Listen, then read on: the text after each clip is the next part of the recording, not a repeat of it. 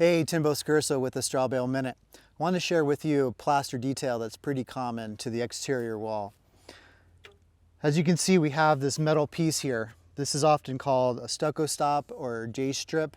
Sometimes casing.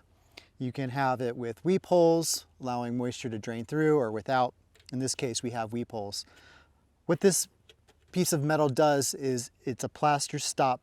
So when we're plastering the wall, we have a nice, level, even place to terminate our plaster. Simple little detail, but makes all the difference in the aesthetic.